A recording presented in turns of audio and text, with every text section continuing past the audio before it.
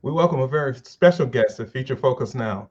At the intersection of social justice, political empowerment, human development, and cultural arts, one will find LaTosha Brown. As a catalyst for change, thought leader, and social strategist, her national and global efforts have been known to organize, inspire, and catapult people into action, enabling them to build power and wealth for themselves and their community. Honored to receive the 2010 White House Champion of Change Award, the 2006 Spirit of Democracy Award, and the Louis Burnham Award for Human Rights, it is more than evident that she is passionate about social change for the purpose of advancing humanity, creating a more equitable redistribution of wealth and power around the world. LaTosha is a co-founder of the Black Voters Matter Fund and the BVM Capacity Building Institute. She's adamant about ensuring that all human beings have access to quality education, safety, security, peace, love, and happiness, striving daily to hear the voices of women in leadership amplified and supported. She's working to eliminate human suffering through her vision of the Southern Black Girls and Women's Consortium, recognizing that her work is not rooted in strengthening political systems, government, or institutes, but in the advancement of people. LaTosha serves as the authoritative figure in the lives of thousands, if not millions.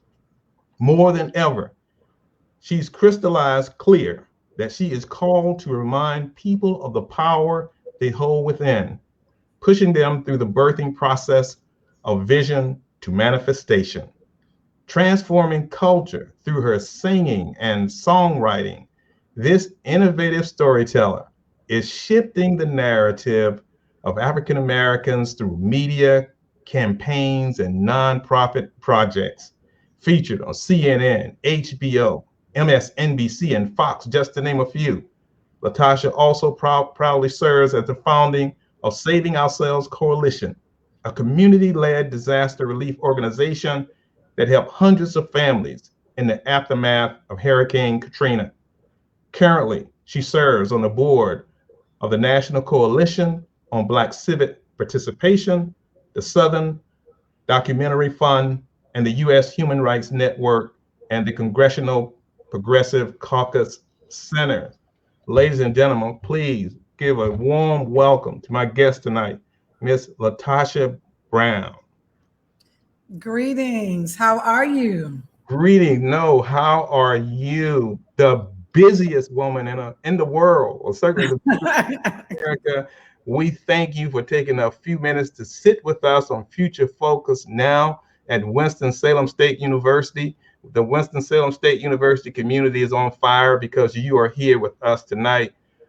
LaTosha, how are you? You know what? I am well. I am. It's been interesting. It's been a hard, this has been a hard year, right? Yeah.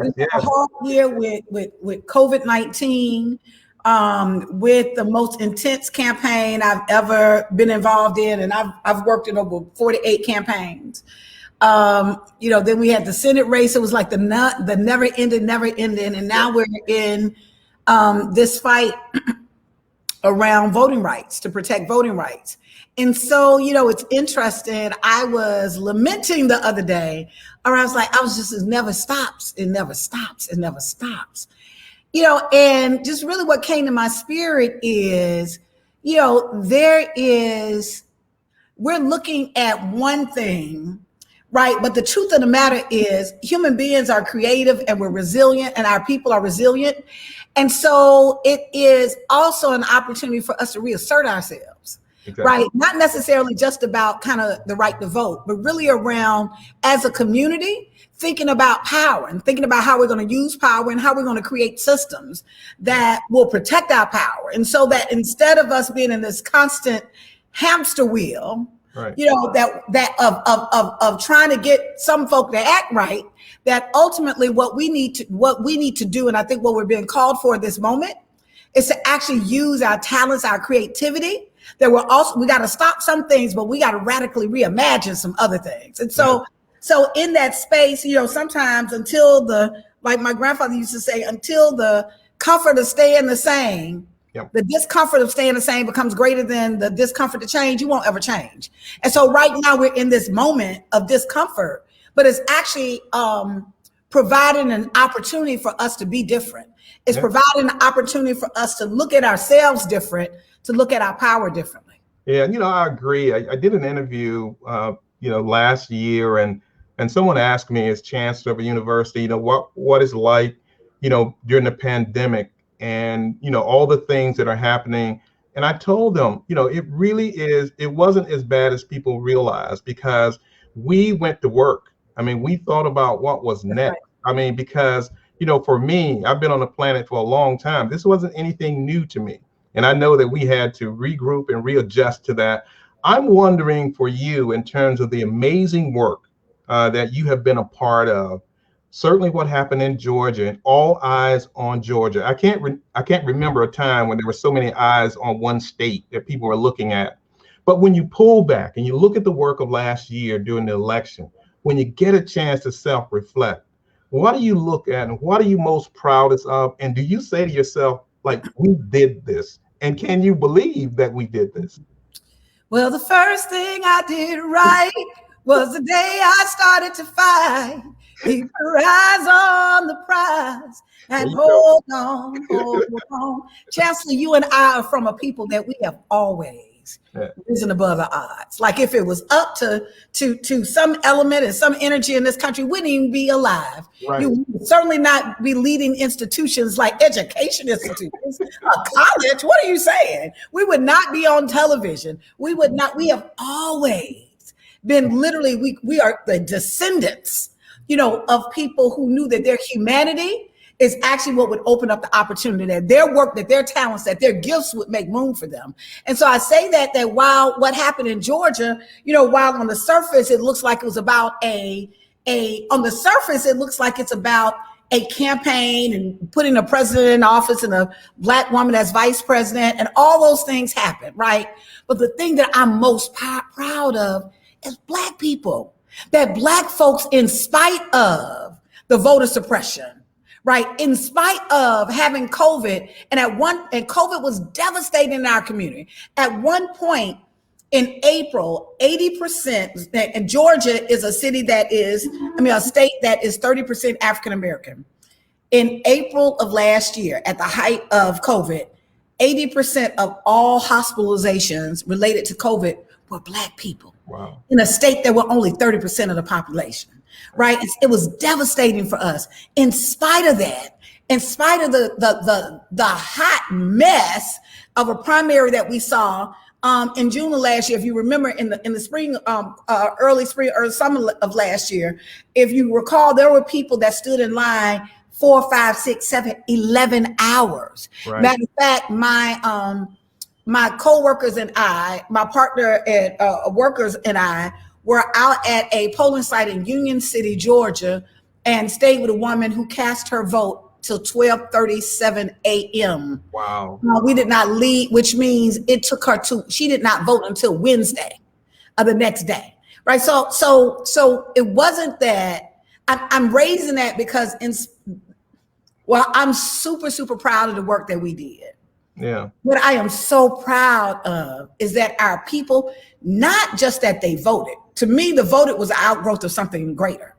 What I'm proud of is that our people believed in themselves that they actually believed that they had agency, and that in spite of when nobody ain't gonna let nobody turn me around. It was in that same spirit that was was like kind of the foundation of movement. We would see that when we go to communities, people would come out their door. It was like, baby, I already got my absentee ballot. We couldn't even tell them. It's like, I got it. You know, the brothers on the street put their fists up. There was something, there was an energy that we had of really recognizing our collective power. You know, there were some things that we did that were super, super fun. One of the events that we had, which is for Christmas, we had Soul Santa. And Soul Santa went around, we were going around Georgia, and we gave out toys, and we had the Christmas playlist with Donny Hathaway and the Temptations. And, you know, what was beautiful about the process is that we were creating community. Right. So that it wasn't about this extractive process that you go into communities and you just ask because you want something from them. We just want you to vote. But we were actually it was a very generative process that we were going into communities. We were actually educating and giving people the opportunity to engage in this election, letting them know how important it was. But more important than anything, we were actually reminding them of who we are as a people, reminding them of our power, and literally creating community. Having block parties, having toy giveaways, right, having food giveaways, things that affirm that we see you, that we care about you beyond your vote, that we know that people were struggling in rural Georgia. And so as a result, between November and December, we provided food for over 20,000 families. Wow. Because we knew that COVID-19 had a particular kind of impact on our community. We knew that in order to get this work done, it wasn't about one organization stockpiling the resources, that we literally had to create a vehicle to be able to share resources. And so last year, we actually supported over 600 organizations. We directly invested, we wrote checks, wow, over $2 million that we actually gave to Black-led organizations, grassroots groups, community organizations, the Divine Nine, you name it. Like, what we wanted to do is it's almost kind of, we saw ourselves as a vessel. We didn't see ourselves as a source, right? That we would be a vessel to be able to distribute resources to our people to let us do what we do, because wow, we know what to do, yeah, right? Yeah. Let our people do what they do. Absolutely, absolutely. Before we get too far into the discussion, tell us about you co-founder of Black Voters Matter and Southern Black Girls Consortium. Tell us about those two organizations and those two groups.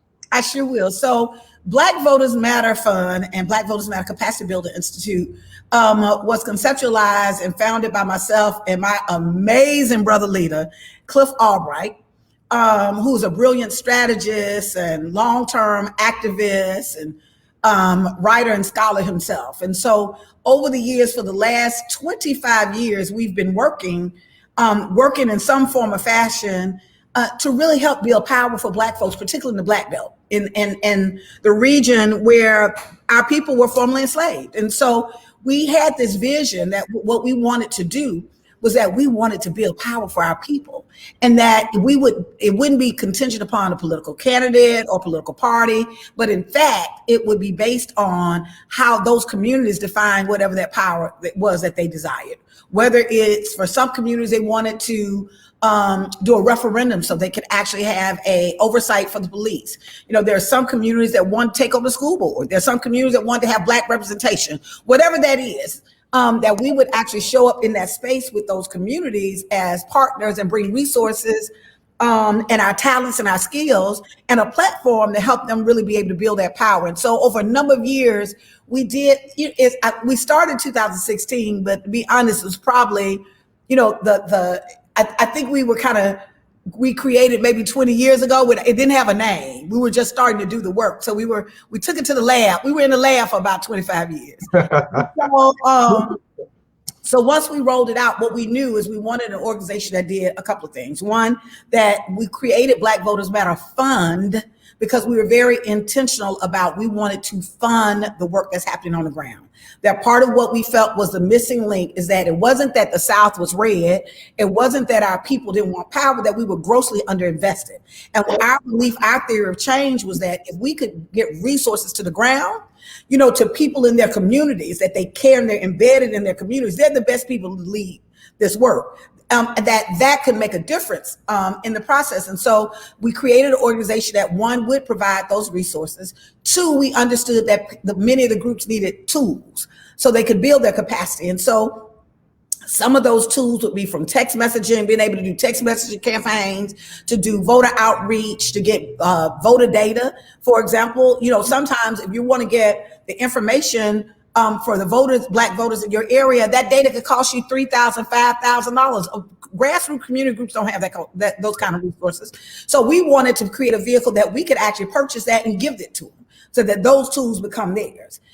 In addition to that we would actually have training and be a strategic thought partner, that we would help them think through strategy, just as the Democratic Party and Republican Party and candidates hire their own consultants. We would be consultants for Black folks, that we would actually make ourselves and our political strategic of the thinking available to our people, for us to think about how could we get power. And so that's why we created Black Voters Matter, a Black Voters Matter Capacity Building Institute, and Black Voters Matter Fund. The last thing I'll just say with that organization, I'll talk about Southern Black girls. With that organization is, there is a really, really important story is important. Yes. So who tells the narrative and how that narrative is told? Look, I say that all the time. I tell, if you don't tell your story, someone else will. Someone else will. And then they will make themselves, and they will slant the story towards whatever benefits them. That's right. And so we felt like it was very important. We were very disappointed and frustrated in the way that Black people were talked about in the media, particularly Black folks in the South. In many ways we were dismissed. We're in the South, you in these red states, so you can't do nothing, you can't win. The Republicans got it on lock, as if we were powerless. And the bottom line is the majority of Black folks in this country live in the South. And so we wanted to make sure that we took the narrative and defined who we were, and not from a place of deficit, but from a place of power. And so that all of the messages that we use for our campaigns, they're literally messages about what power we have. And we always, it doesn't matter as where you are, our work is bookmarked by the concepts of love and power. Everything we do it's anchored in that. Some folks may have seen it. We got the blackest bus in America that we take around, and it is the blackest bus in America. That we said we're building power and spreading love. That we go to those communities. When you see the bus pull up, that means some work is already happening in that community. That ain't our first time showing up. We're literally coming in and supporting what is already there. The people who are living in those communities, that are indigenous to those communities, that are embedded in those communities. So we think of ourselves more like a special ops, to come in and support. So that organization and those organizations, because there's several, those organizations, the purpose is to help build independent Black political power by resourcing the work and connecting and building the ecosystem. And then the other project that I'm very, very proud of, that I was initially the visionary founder, but I also were able to bring 3 other amazing sisters to anchor this work. And so there's 4 anchors that are part of this work, and it is called the Southern Black Girls and Women's Consortium. And quite frankly, I wish I could give you kind of this fancy idea how it came, but that's not how it came. It straight came from a vision from God. I was frustrated about a report that had come out. The Southern Rural Black Women's Initiative had a report called Unequal Lives. And in that report, it talks about the billions of dollars that are coming into the South through philanthropic dollars, that less than 1% of those resources are going to women and girls. And so a lot of the last 15 years of my life, I've worked in philanthropy. And so, I was like, oh my goodness. I was like, why I can't get philanthropy to do right? And I was thinking about what I was going to do to kind of push philanthropy to make greater investment. I went to sleep. I got up, I took a shower that day, and just as clear like you and I are talking, I just heard in my spirit, like, I could spend my time trying to convince them to do right, or I could show the way, do the work. And so I was like, okay, I couldn't even contain myself. I actually jumped out the shower, and I'm saying this story, and I'm sharing this story from a spiritual piece, because let me tell you, We embed ourselves in the system that make us believe that the only thing that we have is a space around what is logical. We have always, particularly as Black women, think about your mama. Like part of what is as many of our mothers and our grandmothers, it was their intuitiveness. It was that nature of them just knowing. Sometimes they knew just to hug you and say, hey, baby, what you doing? How you doing? Right? There was something about like how our people, and if we really read our history from antiquity right on up, that we have always been a spiritual people that did not see that there's this kind of this logical part that I got to separate from my spiritual part. But I think we are our best when we own the fullness of who we are, which is all of those components. And so I'm raising that because in this piece, with Southern Black girls, it was literally spirit. It was literally me being led by spirit. I jumped out and started writing down what the vision was. I got it just as clear. And so that was about 3 years ago. And so for the first year and a half, for 18 months, we did listening sessions with Black girls all across 12 states in the South. And we did one right in your community. And we had two questions. The first question was, what is a Black girl's dream?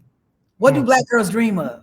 Powerful. The second question, part of the question was, what is needed? What is required in order for those dreams to manifest? Those were the two questions of our listening sessions. And so after 18 months, we made our commitment that we were creating the Southern Black Girls and Women's Consortium. We launched our first fund.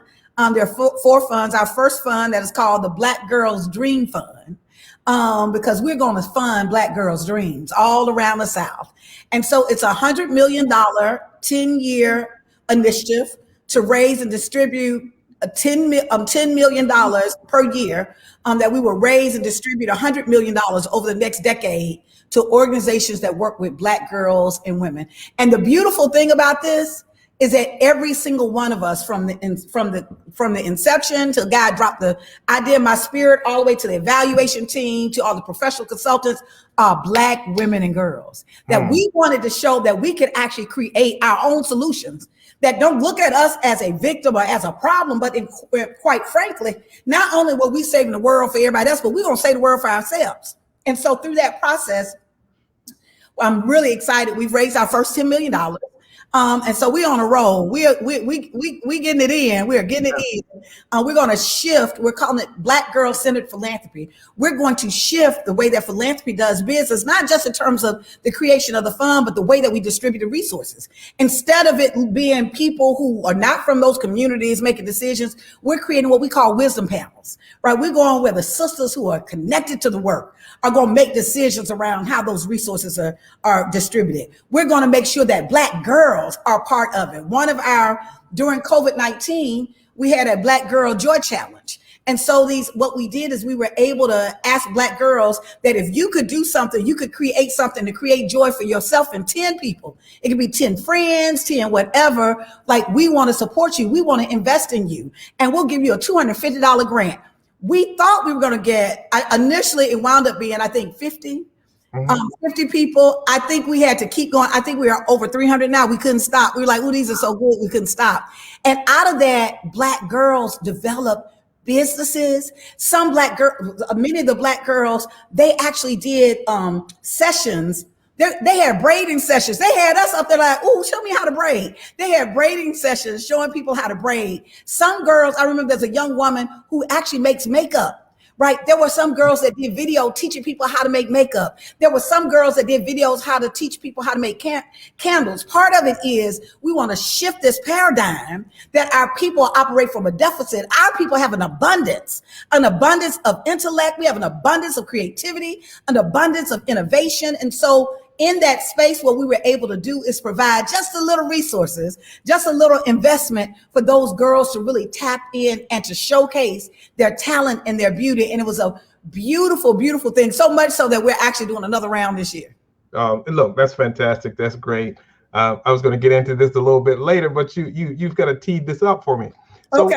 So what are the things that we talk about in Winston-Salem State in terms of our new strategic plan? And it is very consistent with what you just said. Is I look at this plan and I call it a plan about human prosperity, because I think that institutions, HBCUs like Winston-Salem State, have to be in a space of thinking about how we create wealth. And you just mentioned something in terms of the proposals that you receive from these Black girls. What I want to do is I want to make sure that every student that comes to Winston-Salem State, when they leave, they've created their own business. They've created their very own business. So I'm about going out, not only having people get a job, but create jobs and then sustain those jobs. We have to get into these spaces, LaTosha, because for some people, and I don't understand this, wealth is a dirty word. Can you please tell us why wealth is not a dirty word and why we ought to be moving into this space? One, let me just say to you, Chancellor, let me just commend you of just being a visionary. I mean, that is, it's as you were saying that to me, and I knew the work, but for some reason, just now when you said that to me, I actually got chill bumps. Like it's let's be honest about the whole HBCU movement.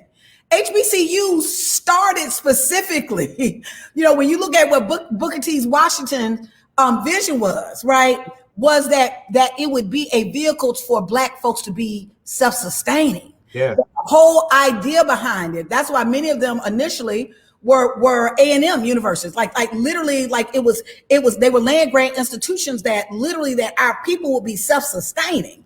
And so the whole notion around how we utilize, it was, I think in many ways, we have reduced this, let me make this distinction. There's a distinction between money and wealth. Yeah. And we collapse the two as if they're the same thing, and they're not.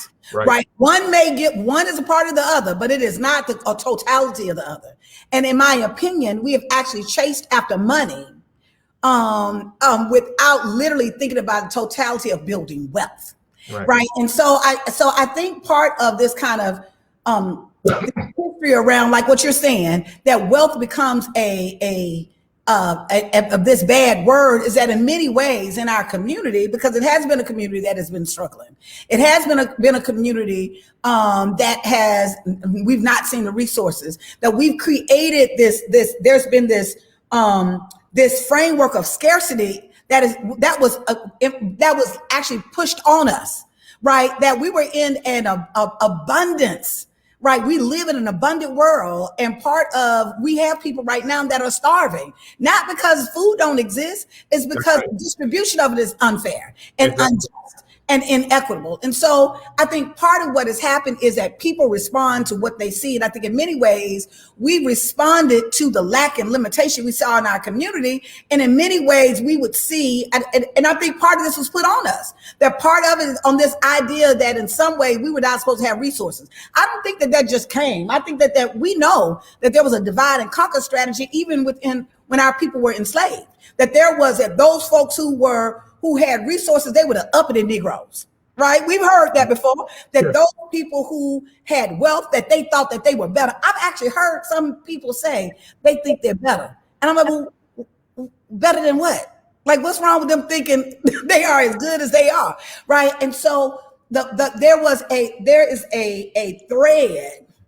that actually I think led was mixed up from envy and jealousy, but also in terms of that came out of the brokenness of our spirit, that came out of what was placed on us in terms of thinking that you don't want that because something is wrong with that, right? Like, it was almost like I remember people singing songs around, down here on earth is bad. There were even religious within many of us who grew up in the Christian faith. There are even elements that were in the Christian faith that actually taught us that wealth was a bad thing. I remember consistently hearing it is harder for a rich man to get through an eye needle than like. We've all heard that one, haven't we? we have all heard that one, right? And so it created this psyche, for us around that in some way. Wealth is a bad thing, but it's not also that either. We've also seen people in the pursuit of wealth destroy humanity. Right. We've seen that, right? We knew that our people, we've seen our children sold for money, right? It's hard for me to be excited about money when I'm seeing you sell my baby. Right. And so my point is the traumatic experience that I think that we have had in this country, from slavery on down, like all of that trauma just don't go away. Like that is all, it is all shaped a particular kind of belief we have, that I think is related to this notion around wealth and money, which is the opportunity. The good news is that we can change our minds. The good news is that we can actually expand what we see as wealth. The good news is that we have to really recognize, and I believe that we live in a world and in a universe that is abundant. That, you know, if you just look out at the skies, if you don't know abundance, I want you to look at the skies at night and count the stars. Like, and they're saying that's just one galaxy. There are billions of galaxies, right? My point is there is no shortage. This whole notion of lack and scarcity was created and in many ways imposed upon us. And so we have to really change. I think there's a couple of things we have to do, and which is why I'm so glad you're doing what you're doing, is one, we have to reframe how we see what is wealth. And to me, wealth is not just being able to have money. And this is what I mean by that health is wealth. Let me tell you, when you are on your sick bed and you dying, right, and you got all the money in the world, that money don't mean nothing, right? But having our health is a part of our wealth building, having the resources that we need. And I think we also have to move away from we have to individually get wealthy. And this is what I mean by that oftentimes, like, we have to start thinking creatively around collective ownership. Sure. You know, that the notion of, like, I did some work in West Africa, and I remember one of the sisters, Kumba, who is one of who I love dearly. She was talking about the U.S. and she was like, "Oh, it's too hard to live over here." She was like, "I don't see how y'all do it." And I was like, "What?" She was like, "You don't look for babysitters. Like, your compound, somebody's gonna watch your back. They're not even a question, right?" Her point is, we've built a life that's centered around our individualism, right? Right. And so there's other cultures where people actually are doing collective sharing, right? They're collectively sharing spaces. They're collectively sharing food sources. They're collectively sharing. I remember, when they're going picking off trees, mango off your tree and giving you a chicken. My point is, there are some ways that I think that we have to pick up, that we have to see money at the dinero as one element of wealth, right? I also think oughnership, when we talk about the means of production, right? We need to literally be able to generate, when we're talking, we ought to be able to generate electricity. We ought to be able to own own co-ops, electrical co-ops, that we're actually distributing resources to our folks. You may not even get rich off it. I would have co-op. If I can provide electricity to my entire community, I don't need to make any money. If everybody can literally create, I'm not saying there's anything wrong with it. If I do, fine, but I'm saying that there's different ways that we can actually look at providing resources, basic resources to our community that also can actually lift up the entire community, that makes it easier for us. So what you're doing, Chancellor, around every single student to have a business, and I want them to expand their minds of how they see that. That does not mean that you have to have brick or mortar, right? That might mean you are the sister. We know the sisters that know how to put up makeup. There you go. Right? We know the brothers that know how to find them jeans, right? We know the sisters that know how to put patches on stuff and hook you up on your clothing. We know those people who actually can sit down and help you write out your business plan. Like, there is what I think we have to lead from is a different perspective. We have to lead from the perspective that your gift will make room for you. Yes. And so that all of the students that are there, the question isn't you coming up with the next $1 million idea. The question is, how can you use your gift in a way that can actually help build a sustainable future for you and your family? There's a Bible verse, and I'll stop at this. There's a Bible verse where Solomon says, plant many crops, because you don't know which crop may grow. Perhaps they all will. And so I think that we all have to I think we're moving into this era that if you ain't got 2 or 3 hustles, don't put all your faith in a job. Like, if we ain't learned nothing else from our Caribbean brothers and sisters, and literally being able to be adaptable, And even my family, my ancestors, my folks could do everything. I think about it right now. If there's a big drought, Chancellor, I might starve because I do not know how to grow food. But my grandfather knew how to grow food. They knew how to they built their house. They found their water source. They went and got the well and found their water source. They grew their food. They caught their meat, right?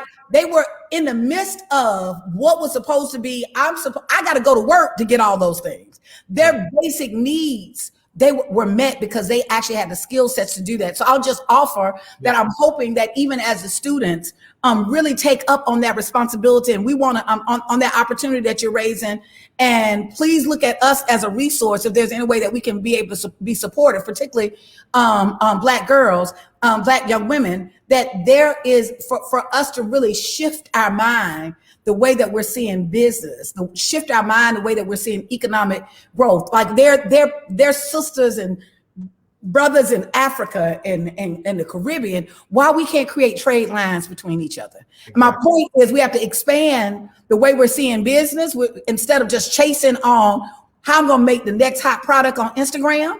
Right. How are you going to use your skills that it can actually bring some sustainable resources for you and your family? Yeah, I mean, exactly. I mean, I think you raise a powerful point in terms of the perspective that you have. And so many people think about not wanting that you're trying to get a piece of the pie, a piece of their pie, and not realizing that the pie is huge and the pie is enough for all of us. And that's what we forget. And we forget and we put ourselves in these positions where we do have hunger and we do have poverty. I'm never too far from the work of Jeffrey Sachs, who talks about the end of poverty. And he talks about that because that is a reality. I mean, we have created a system where we've hoarded stuff and not shared stuff and not stuff collectively. And as a result of that, we find ourselves in a situation. A couple quick hitters, because I know I got to get you out of here, in terms of that. As we look at the work that you have been involved in, that you have been on the forefront, particularly the work in Georgia with the election of the senators and presidential election and all the things that you have done, in that space. How do we sustain that? So one of the things that happens is that you get this huge energy around an election. We saw it in 2008. We saw a drop off in 2012. We saw really sort of people reimagining, getting people to vote and so forth. And you guys, and many others have done a great job. And tell the folks why the work that was done in Georgia was not the goal, but it was to transform the way we do things, as opposed to saying that's an end all. Absolutely. Thank you for the question. That ultimately, this isn't about participation. This is about power. We have all witnessed. I don't know about you, Chancellor, but at one point, a couple of years ago, about 3 years ago, I was scared to go on social media because I knew it was going to be another video of another brother or sister shot. Right. I was almost like, it was at one point, it was coming like every week. I was like, what is happening? Right.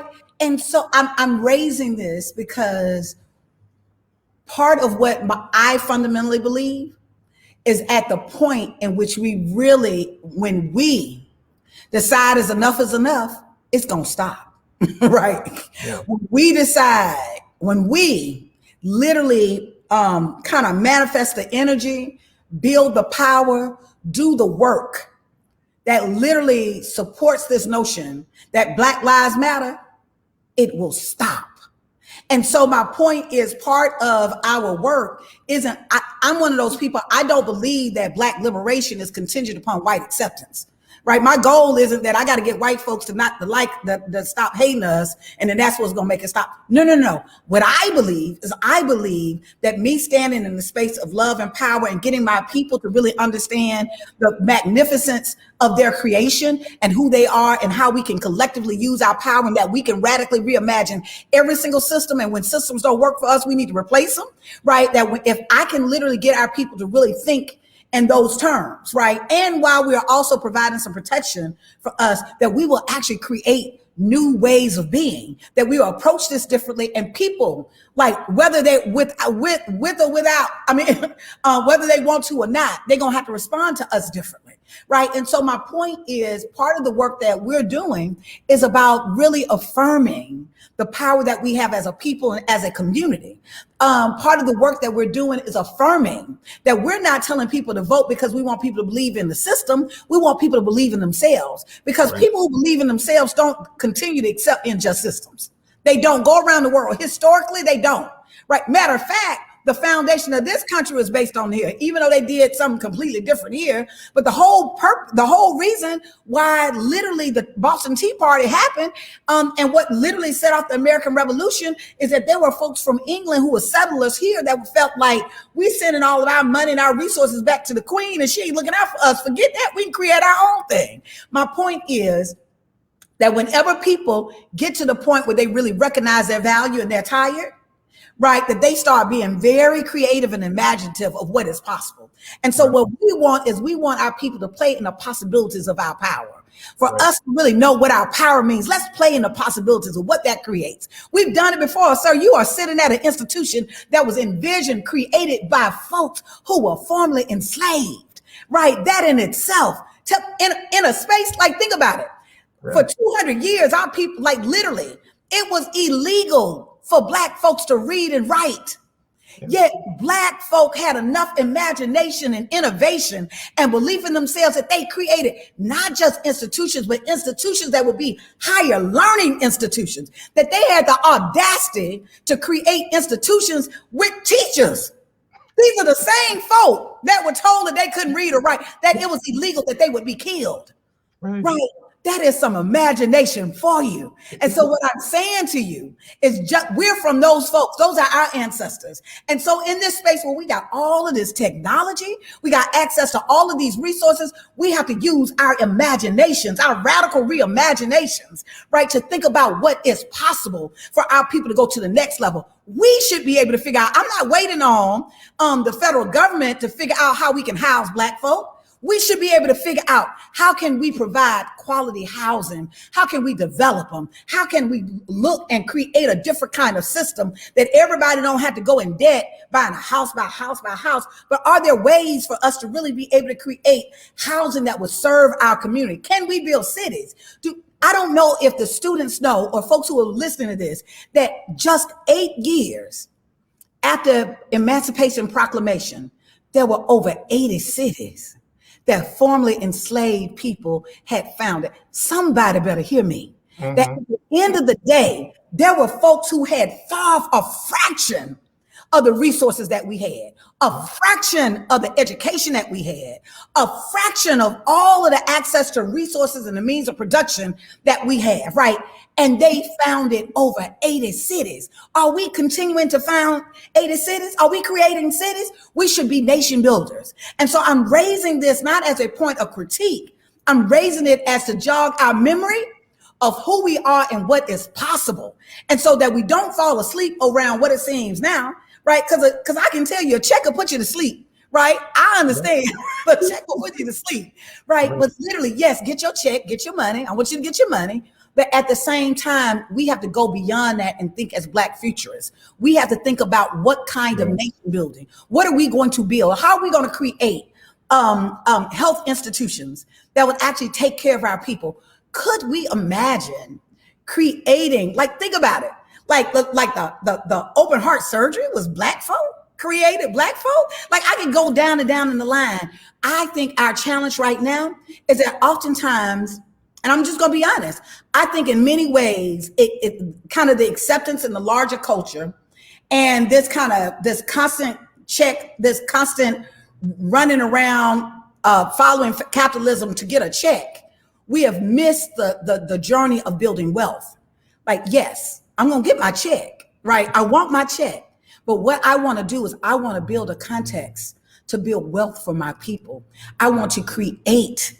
I want to build. I am just like Facebook and all of those. We should be innovators. We should be Black futurists. And so we have to take this as an opportunity, not just go get a job. Get your job. I got you, right? And get your check. But that should not impact your ability to think innovatively and stretch yourself to believe what it is that we can create out the power of our own imaginations. Oh, fantastic! I love that. I'm gonna get you out of here. When I think about you, and I think about the fact that you believe in democracy, and you believe in, as I look at it, sort of a humanitarian type of democracy, not the typical democracy that we've come accustomed to. And I appreciate your perspective on that. You because you have done this, and I want you to help our listeners deal with this as well. As we look back over the past 13 months, and we have seen all the atrocities that have happened in this country to African Americans, to Black and Brown communities. Now we see to the Asian community. We've seen so much happen, atrocities in this country in the past 13 months. How do you've been able to do this? So tell us how we should be able to, in that space, continue to promote our humanity. How do we deal with our healing? And how do we find joy in that space, given all of that we've seen and witnessed? You've done that, LaTosha Brown. You need to tell us, how do we do that?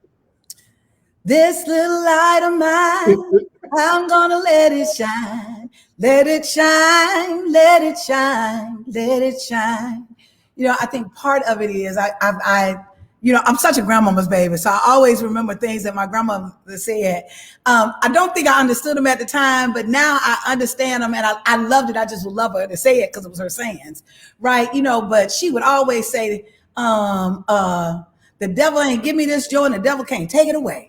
Right. At the end of the day, that there is a spirit of joy. That's the part that I think we have to draw on something deeper than what we just see. Like there's a part that we're living in this physical world. And so we have to really be mindful of what is happening to us. And that's why we have a responsibility of fighting against that.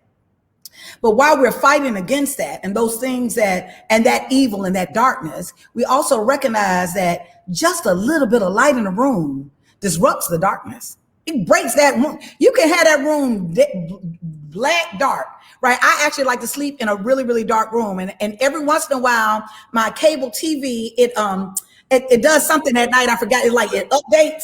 Right. Yeah, like the thing. The light comes on. It drives me crazy. All right. and it disrupts the whole room. It's like a little bitty light. I was like, right, that one little light disrupts the room, right? And what I'm saying is all of us have light. That literally we have to realize that we are a light into the world, that we actually standing in our power, using our voice, really creating a vision of what people can see, really doing the work, that we are sometimes the only light that people can see. And so we have a responsibility. For me, when I am like really having a moment, I have to draw from my humanity. I have to draw from something that don't nobody else control. Nobody can see. You can't stop me from singing. You can't stop me from feeling. You can't stop me from whatever that is in here, right? And so I think we have to literally be able. That's what sustained our people. Can you imagine our people who were on the middle passage? What they had to endure. Something in them had to say, "I got to survive," because we are the descendants of those that survived. We would not be here. So there was something in them that said, "I got to survive," and they had to pull from something. It couldn't be around what they saw.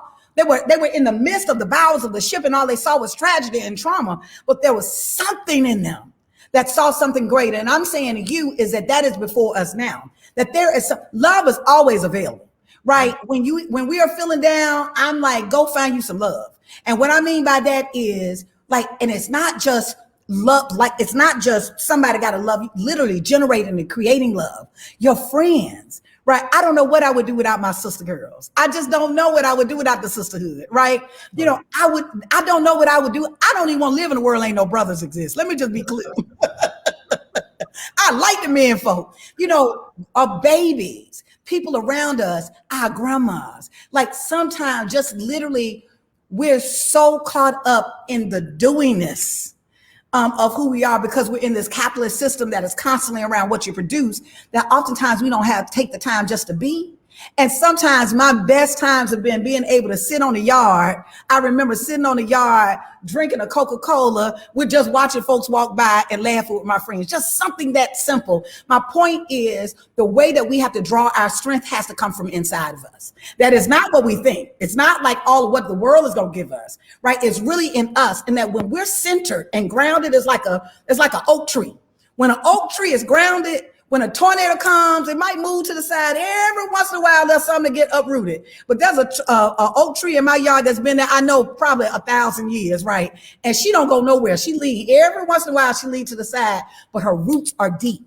So the deeper you make your roots, when your roots are in your family, when your roots are in your values and in your principles, when your roots are in something greater than you see out here based on the market, based on this racism, based on white supremacy, that you are like a tree that can only sway in the wind, that you ain't gonna be uprooted. And so to me, that's how I draw. And oftentimes when I don't have anything else, I can't draw from, I got to read the news or whatever. I have to turn it all off. And sometimes I just go and just be among the trees. And I just say, thank you, God. Or I was like, thank you, ancestors. Or I'll see a rose, something as simple that reminds me of, it don't matter how powerful folks think they are. Right. It don't matter how big the dinosaurs were. They ain't here now. Right. So at the end of the day, that I have to just stand in and pull from the power. And for me, it's love and really my belief and my faith that there's something greater that I'm a part of and I'm working with, and that I am surrounded by love. And I always have the opportunity to actually show and generate love. No, I appreciate that. I mean, it's such a nice way to end the show. You have been such a great guest. You brought energy, you brought passion, you brought perspective, and you have a lot for us to think about. We think about going forward. And you're always invited to come to Winston-Salem State. I know you got to go. You got to get out of here. You're going to jump on another show. Make sure that you get a shout out to Winston-Salem State University. So we appreciate you being on. Absolutely. And I will be back. I will be to Winston-Salem on the Blackest Bus in America. So I'll call you and let's make it work out. Thank you so much, Chancellor. I appreciate you, and blessings to you. Thank you. Thank you so much. Thank you, everyone. And come back again next week for another edition of Future Focus Now.